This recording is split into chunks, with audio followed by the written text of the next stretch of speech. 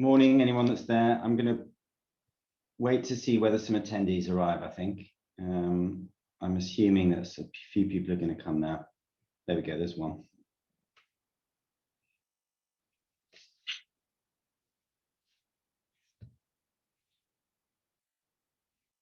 Give it a few minutes for people to arrive.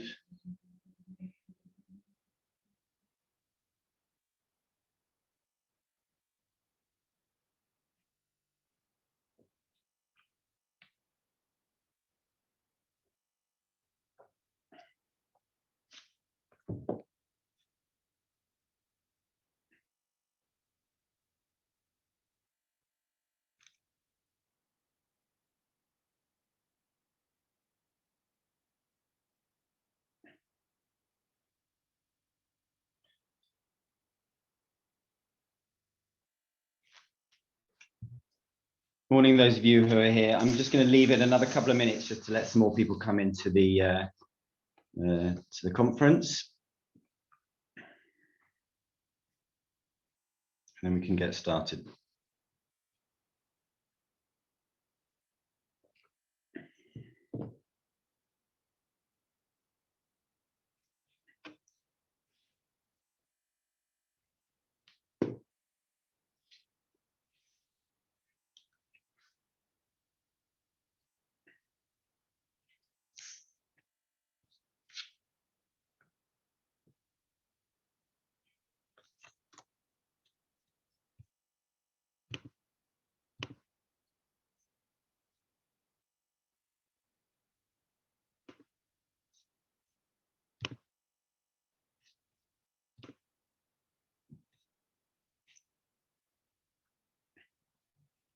Okay, well, I'm going to get started and other people can join. So welcome everyone to the Voxpo CBD Live. I think I'm the first session this morning, so hope everyone's well. And thanks very much for the organisers of this and for inviting me. My name is Tim Phillips. I'm from CBD Intel, and I'm going to share my screen and hope to take you through a few slides that I've prepared for this presentation. There we go. Hopefully everyone can see that. Good.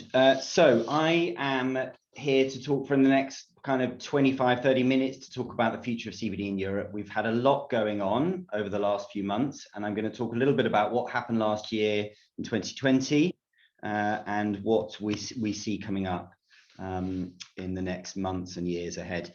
So a little bit about us, for those of you who don't know us. CBD Intel is an independent data company for the CBD sector. It's focused very much on consumer CBD. We do look a little bit at medical marijuana and at recreational adult use, but only really as it impacts the CBD market at this moment. So we're very much focused on this consumer movement for CBD, and generally that's as we all know, hemp derived.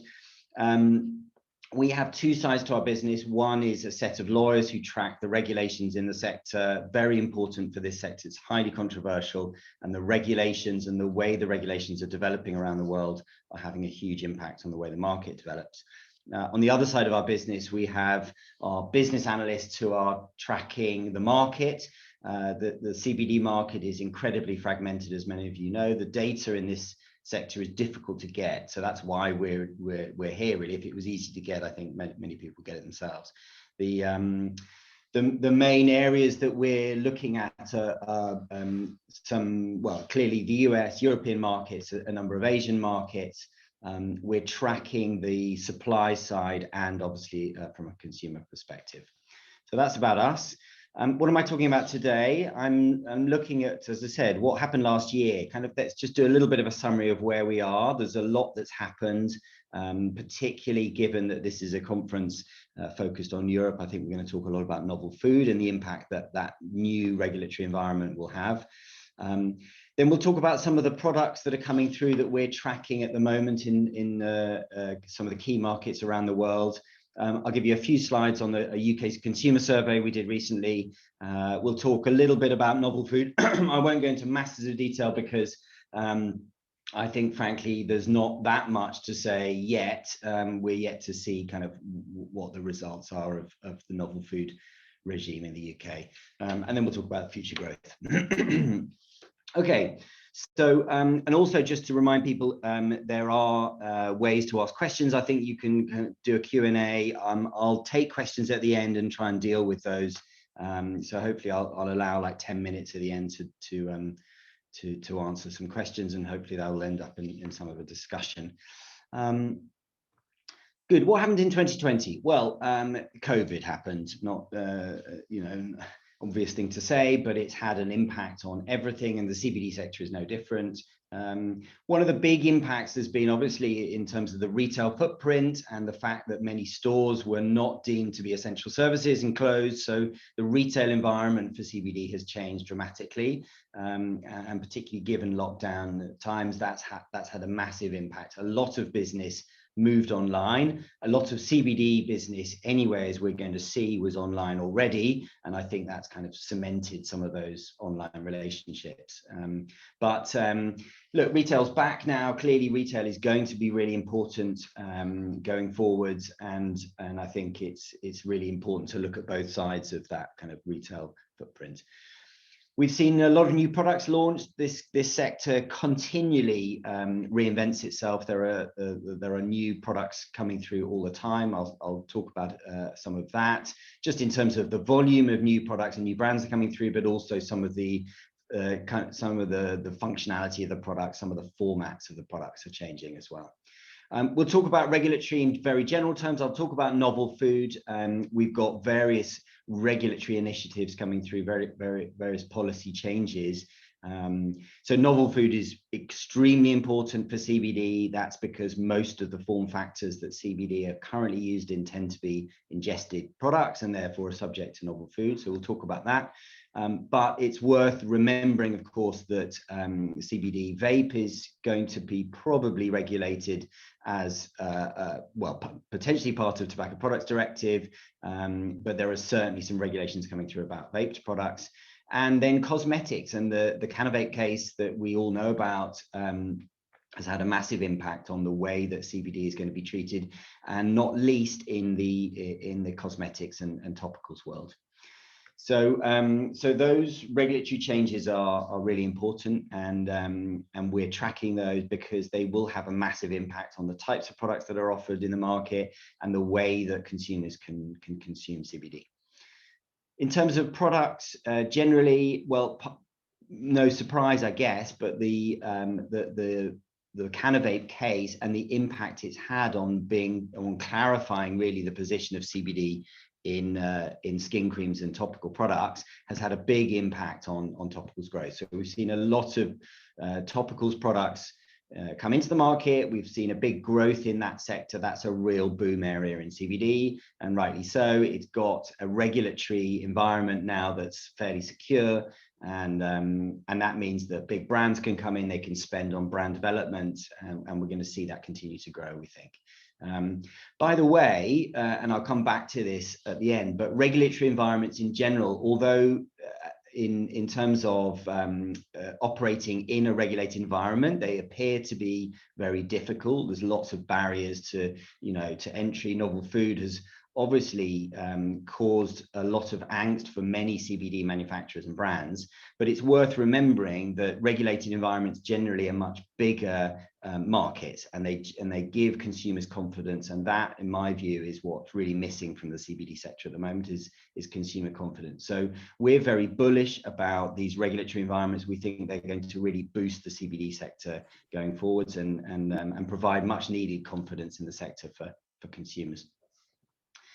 Just to finish on that, so products, so there's topicals growth. We've had a lot of that. We've had a lot of flower coming into a number of distinct markets in Europe, and clearly not in the UK, but in some other markets, it's now a taxed product. It's a tobacco substitute. It's effectively being sold in the same way that loose tobacco would be sold in tobacconists. So that is a growth area. It certainly was in 2020, and we saw a number of markets really grow in that format.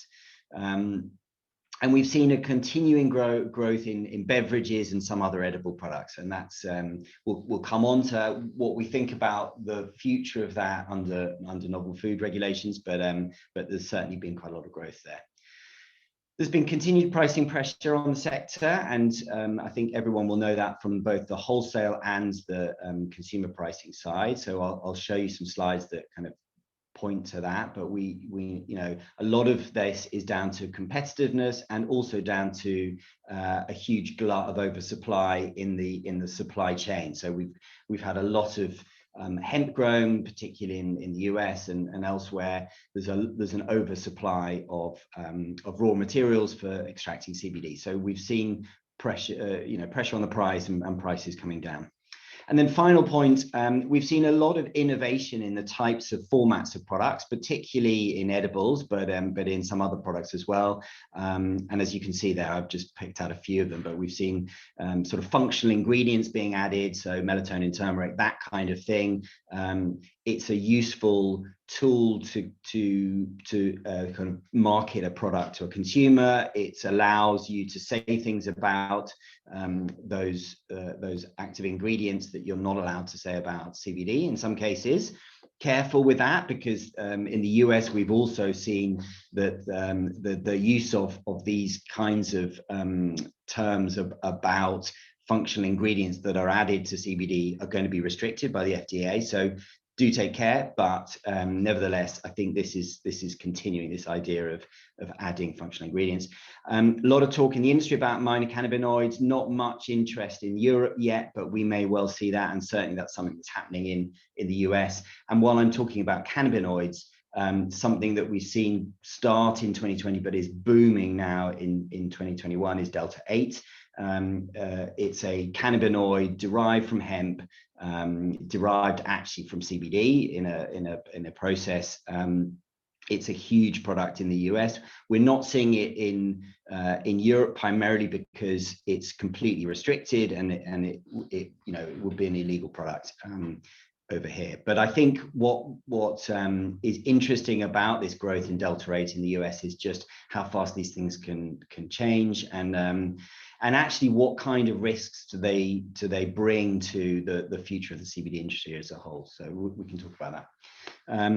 And then a couple of other things, so specialist applications. I think we're seeing segmentation of the CBD sector in general. We're seeing particular users using products for particular reasons, and then brands and products are being targeted at those segments particularly. That's 2020. So a few charts just to kind of, I guess, point to some of these topics that I've raised here. So the first couple of slides here, just very positive really, that we're seeing a continued innovation in the sector. This is the UK looking at 2020 first half versus second half, and what we're seeing is a net increase in the number of products coming into the market. Most striking for the oils, sublingual oils, but also in other products, we're seeing the same kind of pattern emerge. So we're seeing more products coming in than are being taken off the market. That's, you know, that's very positive in terms of seeing the signs of growth in a market. Same pattern in Germany again, oils on the left-hand side there being the strongest kind of boost in terms of new products, but also topicals as well, very strong in Germany. So that's all very positive. On the negative side, we're seeing continued pricing pressure. So here is what we do to track products in each of the categories. And as you can see, the dark green is the price variation in percentage terms between the last half of 2019, the first half of 2020, and then the light green is the first half of 2020 compared to the second half of 2020. And there's continued price decay in pretty much all categories apart from flour. And as I said, flour has got this slight anomaly that we're seeing a growth in flour in some markets. Now, the pricing here is not based on one country, it's an average based on those countries you can see at the bottom there. So UK, Germany, Greece, Switzerland, and US. And we do obviously look at all of these countries individually, and the pricing trend is the same, that the prices are generally under pressure and are going down. Now, I think inevitably that looks like a very negative situation. In fact, I think what's happening is that the market is starting to consolidate out, and we're starting to see these price declines slow down. And I think what we will start to see is a consolidation of the market, particularly following novel food and the obvious consolidation that's going to happen following a novel food environment. I think we're going to see these price drops slow down and stop, and perhaps go back up. So yeah, and as I said, a part of this is driven by the wholesale market, where we're seeing real drops in prices. You know, the wholesale market, CBD in the US, you know, is going down. I've heard anecdotally as low as $200 a kilo. You know, that is, by the way, cheaper than pure extracted nicotine at the moment. So it's kind of interesting where this market is going, and I suspect it will bottom out at about the same level. Okay, again, another positive story. This is the UK, and it's just showing the diversity of the market at the moment. So how many products are in the market? Over 8,000. We're seeing the vast majority of those are going through specialist stores, either CBD or vape specialists. No surprise, of course, the other types of retail that I've got listed there, they will tend to have far smaller ranges. And of course, it's no surprise that supermarkets and pharmacies have a much smaller number of products. But quite interesting that the CBD specialists are still have huge ranges of products, and there's still quite a strong environment for retail. These are the brands. So, you know, amongst those 8,000 plus products, we've got, you know, over 400 brands still in the UK. That's really surprising. I suspect that number will come down as we get more towards the date in the UK when novel food is enforced. And just splitting these brands down between the different formats of products, you can see again, as expected, that the oils and sublingual oils are the predominant the form factor there. But cosmetics have really grown, as I said, over the last year. We're seeing quite a lot of brands in that space now, and vape still really quite strong as well. So cosmetics and topicals, you know, still a big area and a growing one. Beverages and other edible products you can see there are still strong. And I think the other point to make here, you can see from these arrows, is just the number of brands that are going to be subject to novel food is a vast majority. 2/3 of the brands, obviously, they're affected by the novel food environment in the UK. We did a UK survey at the start of this year, or maybe it was the end of last year. Here's the results. I think it's important to point out that these were enthusiast CBD users, and so it's not nationally representative. It's not even representative of the average CBD user. These tend to be heavy users of CBD who are kind of enthusiasts and have been using CBD for a while. But what we always find, and we've done this in other sectors that we've worked in, is that it's very important to track that group. It's really important to understand what they're doing and why they're using. They tend to form the vast majority of the value in the sector, and particularly so, I think, in CBD. One of the things that we've really noticed is that CBD was a fad. You know, over the last couple of years, there were a number of people who, if you surveyed them, said, yes, I've used CBD in the last month, but they're not regular users. They're not coming back. They tend to stop using the product pretty quickly. Anyways, so given all of those comments about the survey, it's still useful. It was nearly 100 respondents in the UK. You can see that oil is still the predominant format for users, but topicals come as a strong second. And I think it's interesting also just to see the range of products that consumers are using, even you know, regular users who are enthusiasts, as I said. So there's you know, still you know, quite a chunk of them that are using drinks and edibles, and I think that's pretty interesting, and is worth looking at in the respect of novel food and how that's going to apply.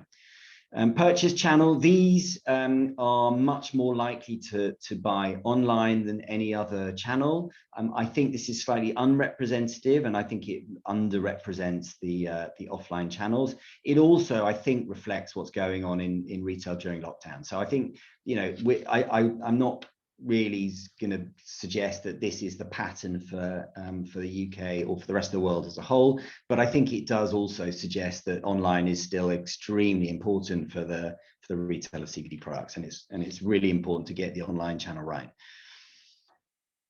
Yeah, a few questions that we asked them about attitudes towards CBD. I think these are just of sort of anecdotal interest more than anything.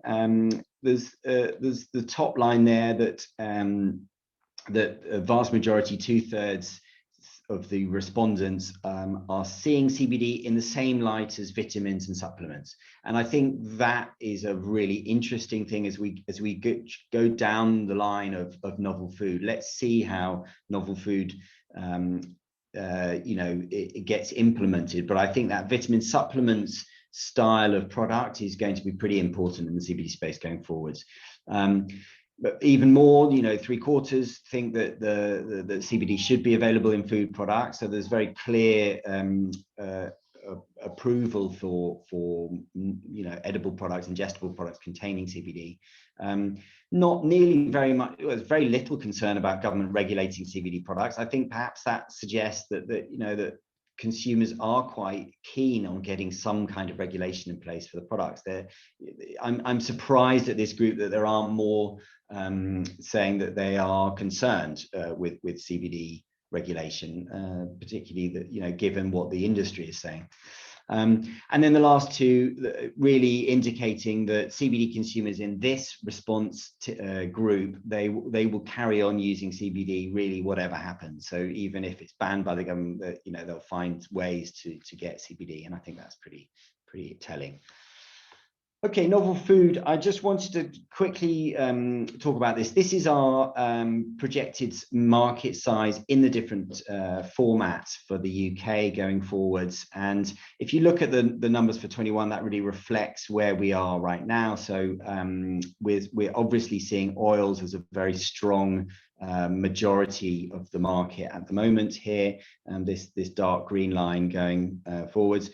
We've got the capsules as quite a low point at the moment, but we see it growing quite strongly. And then these two lines here are topicals and cosmetics. So we're seeing great growth in those two areas.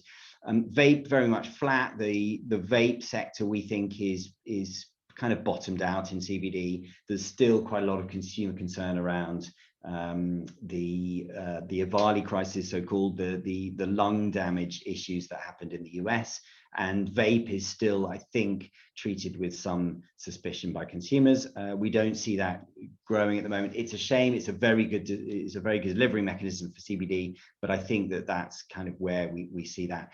And then you'll see at the bottom there, edibles. I'm just trying to move that here. Edibles. I think these numbers, I think we're readjusting as we look more towards novel food and we find out how novel food is moving. But one thing I wanted to talk about a bit was the impact of novel food regulations on the UK and why we think that oils are going to decline and capsules are going to grow. And we really think that those two will replace each other. The reason being, where we're seeing novel food at the moment, we think that the FSA has clearly got hundreds, if not thousands, of applications to deal with. They're going through the process. I looked this morning just to check, and we've had another 20 odd products that have got validated. So I think we've got a total of around 40, but that doesn't give us very much indication as to which products are actually going to be approved of in the end. And I don't see that we're going to get approved products through until the end of this year or into next year. I really don't think this is going to be a very fast process.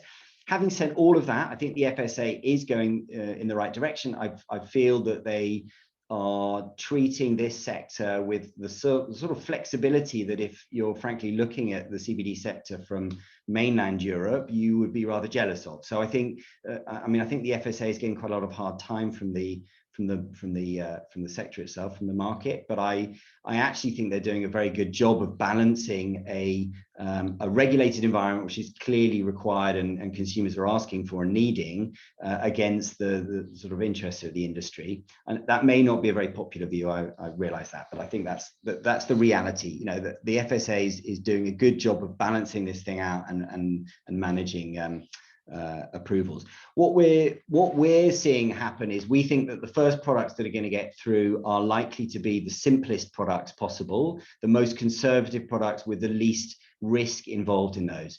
And I think that that's likely to lead to a supplement style market to start with. I think that the chance of getting a CBD product that is in a capsule with a particular dose in a very conservative looking bottle that with instructions on the side saying take one a day, I think that's got a much lower risk profile than a fizzy beverage that might be mixed with vodka in a nightclub, or a bar of chocolate that could be used by kids and eat 20 of them. You know, I think we've got to be realistic about the risk profile of these different types of products.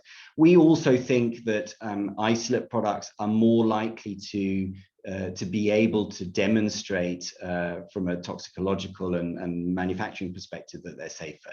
So we've taken the view that we think the market is going to start out being more focused on supplements with isolate products. And as a result, we think that the capsules market as a delivery mechanism is much easier to use than oils, and therefore will overtake. That's our view, and you know, it's subject to a lot of discussion, I know, and we'll keep watching this and changing our view as we see the products that get through the FSA novel food process.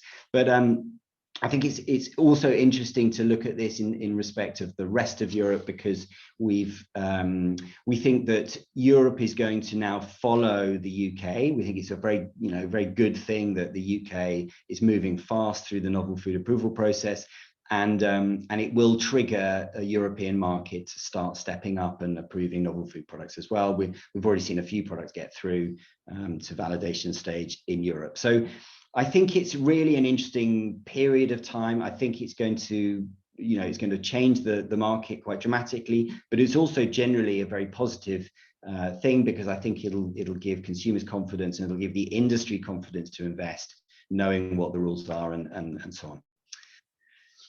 Good. I'm coming to an end now. I'm just going to finish off by having a slide on what we think is going to happen this year and beyond going forward. So I think some of these topics we've already touched on. In the UK, we're going to start to see more clarity over the novel food. I think as we start to see approvals come through, we're going to understand which products the FSA are seeing as low risk and which are high risk. We're going to start to see how enforcement gets rolled out. Actually, in theory, of course, the FSA will publish a list. It'll show the number of products that have been validated. Everything else will be taken off the market. That in reality won't happen for some time. There'll be a period of transition as things move forward. So watching that, and as I said, we've watched a number of other sectors that have been regulated for the first time and how things happen, and I guess we've got some experience of how this works. We will see consolidation, but probably not during 21. I think we're going to start to see that happen from next year onwards. As I said, in the EU, we think that there's going to be a general move towards following the UK, following in the steps of the UK. It's worth remembering that the UK novel food environment is based, entirely on the European system.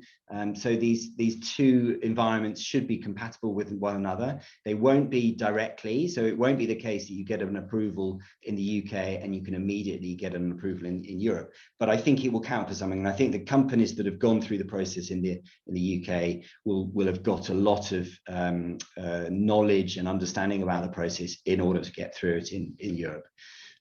It's going to be slower. We've got flour coming through. It's likely to be discussed in the policy discussions around the Tobacco Products Directive, which is starting right now. So CBD in a inhaled form is almost certainly going to form part of the discussions around TPD. I mentioned Delta 8. It's not a massive topic for Europe, but it's something to watch with care. It's the topic, I would say, in the US CBD market for this year. It's a massive issue. It's popular with consumers. A lot of retailers are selling it. It does have it has psychotropic effects, and I think it's got the potential to be a complete PR disaster in the US, I have to say. So I think there's a lot of people in the sector that are very worried about it. It's not coming over here yet. If it does, I think that we're likely to see we're likely to see very strict enforcement, but we're also likely to see impact on the conversations and the policy discussions that we've been having around CBD. I think it's potentially really detrimental to what hemp derived CBD is all about. And then I've said there, federal restrictions on cannabis, that will be ongoing. I'm a bit cynical about whether it's actually going to happen, but we're always nearly at the point where federal restrictions on cannabis are going to be removed, but we'll see. Internationally, we've seen some moves in some markets. I guess most interestingly for the supply side is what's going on in China. So we've got a ban on CBD in cosmetics and topicals. That's not been absolutely confirmed, but it looks like that's going to be the case in China.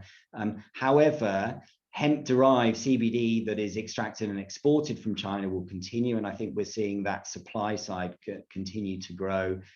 We've seen a lot of supply come in from Latin America, and a lot of investment go into some Latin American countries, particularly Colombia, in terms of supply. So we'll see how that continues. We're I think getting towards rock bottom in terms of wholesale price for CBD isolate in the US. As I said, $200 a kilo, I think, is probably about as low as it can go. It's much more a reflection of oversupply than perhaps it is a reflection of where the price will end up once the market readjusts. And then, as I said, I think at the start, I think we're going to continue to see CBD go into very niche products, particularly topicals. We're seeing topicals be very much focused on particular areas, sports injuries, that kind of thing, pain relief. It seems to me that the idea that CBD is just a product that people are going to take in all sorts of different formats will change, and we're going to have particular types of consumers who are using the product for particular purposes.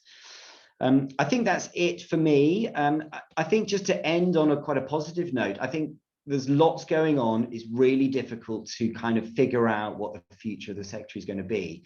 But for us and for the experience we've seen in some other sectors, I think the start of a regulatory environment is a very exciting time for a new sector. And Europe, in a way, and particularly the UK, is going to lead the charge in this. So it's a real opportunity for the UK industry and companies that get through the novel food approval process in the UK. It's a real opportunity for them to start, growing internationally as well, having got that kind of information behind them. So I think ending on a very positive note. I hope the rest of the conference goes very well. And here are my contact details. If anyone wants these slides, please do email me. I'm very happy to email them to you. And then I'm going to stop sharing, and I hope see if there's some questions. And there are a few actually. So I haven't been able to read them, so I'm going to look through them now. Right, I'm going to do them in order. Okay, vitamins and supplements crossover in particular. Okay, this is a question about timing. Right, so the first point was interesting about vitamin supplements crossover. I think, as I said, I think that's a really interesting area to look at. I think that this idea of CBD in capsules forming part of the effectively vitamins and supplements market is quite an interesting model for where we see the market going. When do we think novel foods are going to be receiving full authorization? I don't think that's going to happen until next year. I mean, I've been saying I think it will. It's unlikely that the FSA will dribble these out very slowly, because it's going to be very difficult to enforce. But look, I might be wrong about that. They probably are trying to deal with applications in the order in which they arrived. But I suspect that also we're going to see an element of the FSA being very flexible with applicants that they receive that perhaps don't have the full amount of information required, but FSA have already indicated they're going to go back to applicants to ask for further regulations. And so they've got this kind of pending validation status for products, which I think is very sensible, but it may mean that the timetable gets dragged out a bit. Where do I see CBD in 10 years' time? I think we are seeing this being a segmented sector. So I think CBD is an ingredient. Let's not forget that. It's a bit like asking, well, where do we see nicotine in 10 years' time? It's an ingredient that is going into very, very different form factors. And I think in terms of edibles and the sort of pseudo medical use that people are often taking CBD for anxiety, sleep, and so on, I think that's going to go down the supplements route into capsules. I think we're going to see a big growth in topical products, particularly kind of sports injury creams, muscle ache, that kind of thing. I think that's a really growth area. But I think we're going to see it, coming out in all sorts of different bits and pieces. I mean, I saw yesterday news that Colgate have just they've just put in an application for IP protection for putting CBD into toothpastes. So the applications for use in toothpaste are quite interesting. I think there will be new things that come through that we haven't really seen yet, and I've no doubt that we'll continue to see this sector grow. Brexit, do I think it's, gosh, I have to answer one question about Brexit, don't I? Of course. Do I think it will be good for the UK CBD market? I think, interestingly, it has led to the UK forging ahead with its novel food approval process. And I think from that perspective, perhaps you can see something rather positive. On a European level, the European Commission has been moving really slowly with novel food approval. And I think it will be kickstarted, the European process is almost certainly going to be kickstarted by the fact that the UK has got its own set of products approved. So I think in that sense, it's been quite positive. Do I think it's positive for trade with Europe in general? Not really, no. But let's see. I'll avoid getting too political. Good. Retail, question about retail, and do we think COVID has forced everything towards e-commerce? Is there an appeal for CBD in high street retailers any longer? Look, I think there is definitely, and what's going to happen with CBD perhaps is that it's moving without us realizing, perhaps it's moving into the mainstream. It's getting into products that are completely mainstream products, and ultimately I don't see this product being any different from any others. So the idea that you've got specialist CBD retailers, it's a bit like in the vape sector. If you ask me about specialist vape retailers in the nicotine space, they are a very important part of this sector, but I see the analogy being rather like when we first had, for those of you who can remember, like CD players were only sold in, specialist hi-fi retailers. The idea of hi-fi retailers now is very niche. You go there if you want some specialist kind of help, but otherwise it's all in the high street. And I think CBD will be the same. It's likely to go into the high street. Good. I think we're getting to the end now. Will another cannabinoid take over from CBD? Well, I think the answer to that is very much dependent on how regulations develop. So in Europe at the moment, I don't see that at any stage, certainly not the minor cannabinoids. I think the one big caveat to that would be that at some point, it's all about timing, but at some point we're going to have adult use regulations in Europe. Just like many of the states in the US, it's inevitable. It's just a question of how long it takes. And when that happens, do I think that THC will overtake CBD? Yes, probably. But I think it's, that we're talking about 10 years plus. In my view, it's going to take a long time. Yeah. Good. I think we've got to the end. Oh no, I've got one more. Will Germany remain the biggest market for CBD in Europe? Well, as in EU 27, it's almost certain to, but it's much smaller than the UK, and it will be smaller than UK for a good deal longer yet, I think. The CBD's been moving. It's quite an interesting market in terms of medical cannabis. and it has been moving quite fast, although slower than many people wanted. I think that CBD will form a major part of the German market, but it's going to take some time yet. And as I said, I think the UK is going to lead the charge in terms of, if you look at the wider kind of European region. Good. I think that's it for now. I am going to sign. Oh no, sorry, I've got one more question.